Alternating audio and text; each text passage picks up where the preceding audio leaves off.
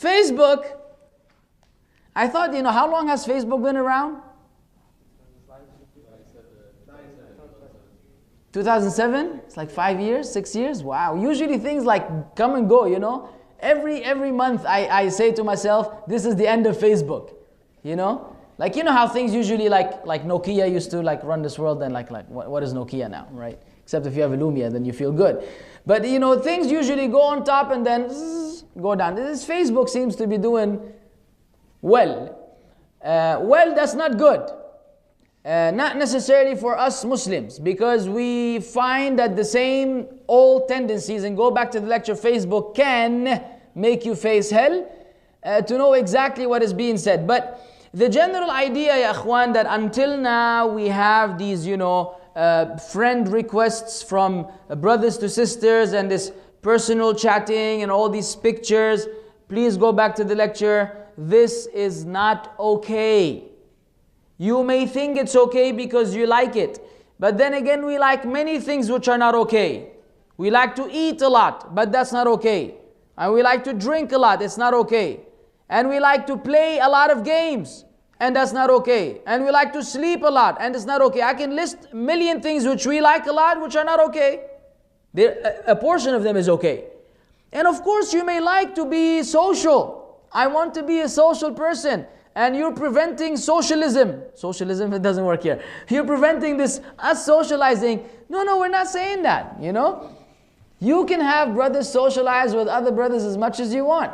And sisters can have their own female groups and socialize as much as they want. Once we get the two together, it becomes more than just simply socializing. It becomes hunting. Hunting for what? For the potential spouse. And sometimes you go through 10 before you find the one. And so in the process, a sister has flirted and got to know 10 brothers who might have been her husband before she actually finds her husband. So now she has in her record 11. Now, 11, it doesn't have to be that she went out with them on a date, but the very act of communicating with each other and corresponding with each other creates a relationship. It's a form of relationship. It is not at that level of meeting and dating as it's in the case with the kuffar, where they go date and try each other out and everything before they decide whether marriage is a good idea or not. It may not get that far, but very possibly it will. But even before that, you're already creating the platform.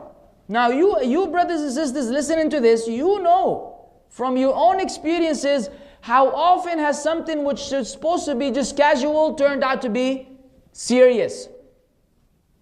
From the emails I personally receive, I'm just a regular brother amongst the brothers, the emails I happen to receive because of the lectures I give, I can count hundreds, if not beyond 1,000, of all of them beginning like this.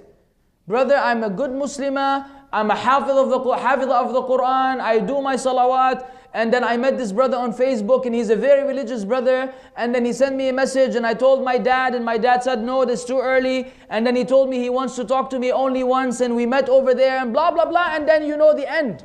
And I'm just sitting in front of the screen with my jaw dropped. Like, how could it lead? How often does the history repeats itself that no, it only started as something blah blah blah, but then we don't know how it winded up over there. I learned the lesson already. It began with that first friend request. That opened the door. Once you open that door, then you have to bear the consequences. And so you don't want to destroy your marital life before you get married, because falling into these things will destroy your marital life before you get married. The happiest people are those who go from being in the state of virginity to marriage, because they don't know anything else. And therefore it saves them a lot of potential headache, which people who have done things before wind up facing when they get married. It's a ni'mah from Allah that He made it this way. We have to appreciate it. Don't play games with that. The shaitan will tell you you'll do it, then you repent to Allah, ma fi mushkila, everybody does it, and Allahu ghafurun rahim, and أولئك يبدل الله سيئاتهم حسنات. He will quote the ayat which deal with this very issue. This is all, homemade fatawa. Homemade fatawa, so we can go on and follow our desires. We cannot afford to do that.